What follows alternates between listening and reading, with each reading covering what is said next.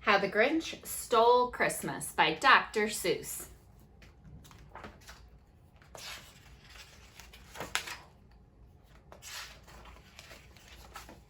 Every Who down in Whoville liked Christmas a lot. But the Grinch, who lived just north of Whoville, did not. The Grinch hated Christmas the whole Christmas season. Now, please don't ask why. No one quite knows the reason. It could be his head wasn't screwed on just right. It could be, perhaps, that his shoes were too tight. But I think that the most likely reason of all may have been that his heart was 2 sizes too small. But whatever the reason, his heart or his shoes, he stood there on Christmas Eve hating the Whos, staring down from his cave with a sour, grinchy frown at the warm, lighted windows below in their town. For he knew every Who down in Whoville beneath was busy now hanging a mistletoe wreath. And they're hanging their stockings, he snarled with a sneer. Tomorrow is Christmas, it's practically here. Then he growled with his Grinch fingers nervously drumming, I must find some way to stop Christmas from coming. For tomorrow, he knew,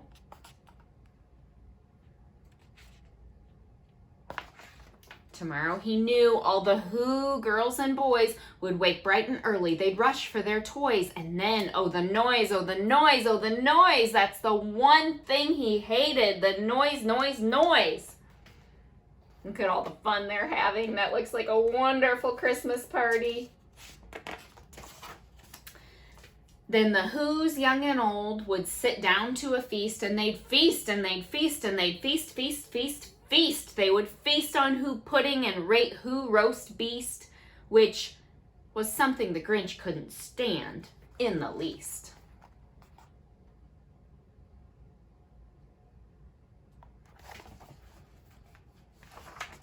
And then they'd do something he'd like least of all. Every Who down in Whoville, the tall and the small, would stand close together with Christmas bells ringing. They'd stand hand in hand, and the Whos would start singing. They'd sing and they'd sing and they'd sing, sing, sing. And the more the Grinch thought of this Who Christmas sing, the more the Grinch thought, I must stop this whole thing. Why, for 53 years I've put up with it now. I must stop this Christmas from coming. But how?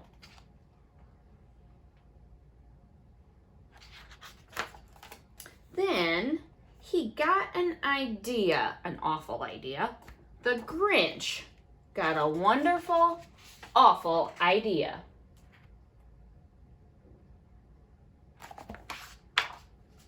I know just what to do, the Grinch laughed in his throat.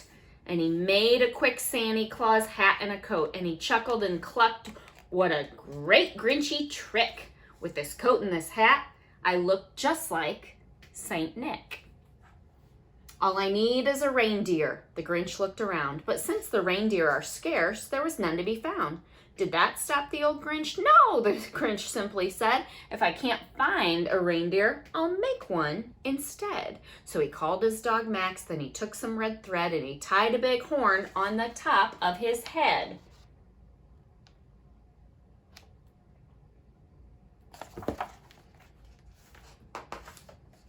Then he loaded some bags and some old empty sacks on a ramshackle sleigh, and he hitched up old Max. Then the Grinch said, giddy up, and the sleigh started down toward the homes where the Whos lay a snooze in their town.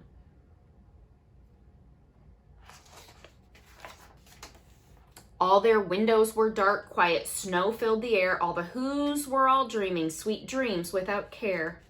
When he came to the first little house on the square, this is stop number 1, the old Grinchy Claus hissed, and he climbed to the roof, empty bags in his fist. What's he doing with those empty bags, that mean old Grinch?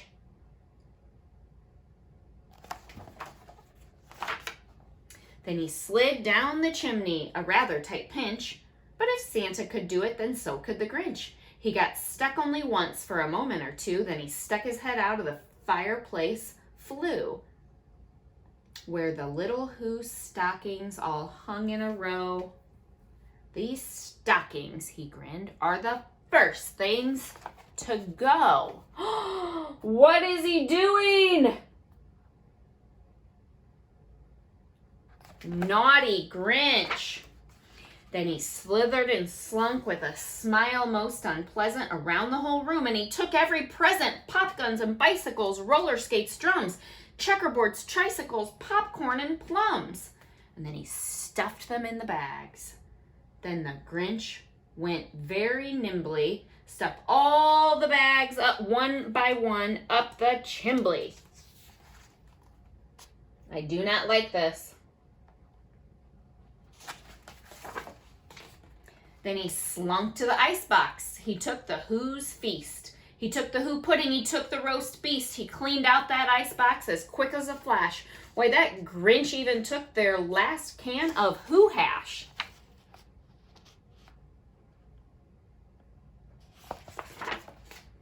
Then he stuffed all the food up the chimney with glee, and now, grinned the Grinch, I will stuff up the tree. Not the Christmas tree! And the Grinch grabbed the tree and he started to shove when he heard a small sound like the coo of a dove. He turned around fast and he saw a small Who, little Cindy Lou who was not more than 2. The Grinch had been caught by this tiny Who daughter who'd got out of bed for a cup of cold water.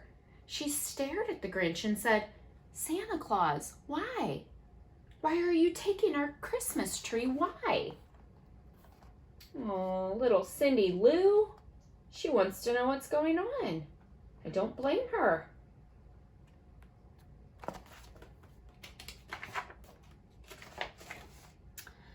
But you know, the old Grinch was so smart and so slick, he thought up a lie and thought it up quick. Why, my sweet little tot, the fake Santa Claus lied. There's a light on this tree that won't light on one side, so I'm taking it home to my workshop, my dear. I'll fix it up there, then I'll bring it back here.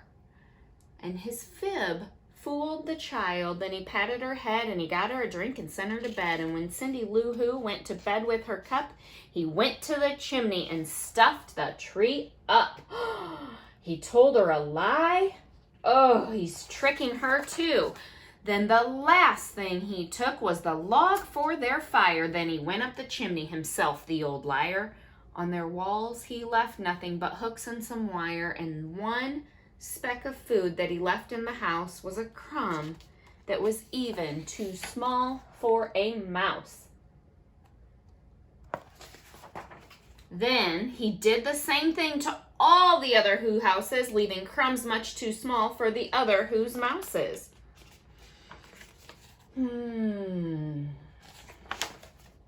It was 1/4 dawn, all the Who's still in bed, all the Who's still a snooze when he packed up his sled. Packed it up with their presents, the ribbons, the wrappings, the tags and the tinsel, the trimmings and trappings. See how full his sled is from the whole Whoville town? What a mean old grouchy Grinch. 3,000 feet up on the side of Mount Crumpet, he rode with his load to the tip-top to dump it. Pooh-pooh to the Who's, he was Grinchishly humming. They're finding out now that no Christmas is coming. They're just waking up. I know just what they'll do. Their mouths will hang open a minute or two. Then the Who's down in Whoville will all cry boo-hoo. I would cry boo-hoo too.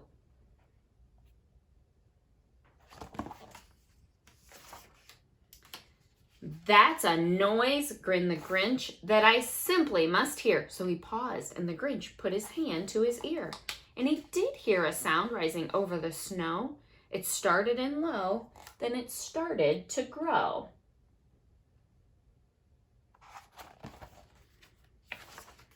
But the sound wasn't sad. Why, this sound sounded merry. It couldn't be so. But it was merry, very. He stared down at Whoville. The Grinch popped his eyes. Then he shook when he saw was a shocking surprise.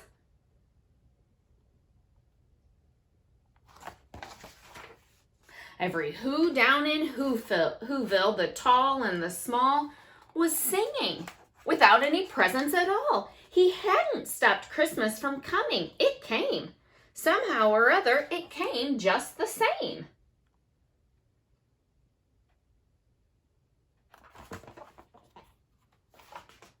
And the Grinch, with his Grinch feet ice cold in the snow, stood puzzling and puzzling. How could it be so?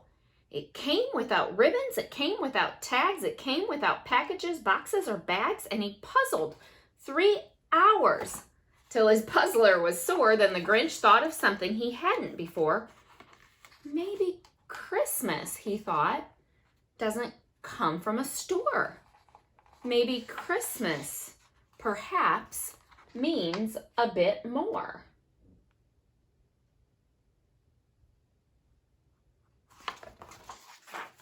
And what happened then? Well, in Whoville they say that the Grinch's small heart grew 3 sizes that day.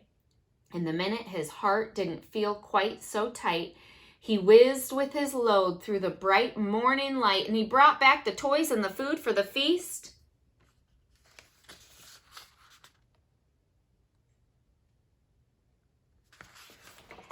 And he himself, the Grinch, carved the roast beast.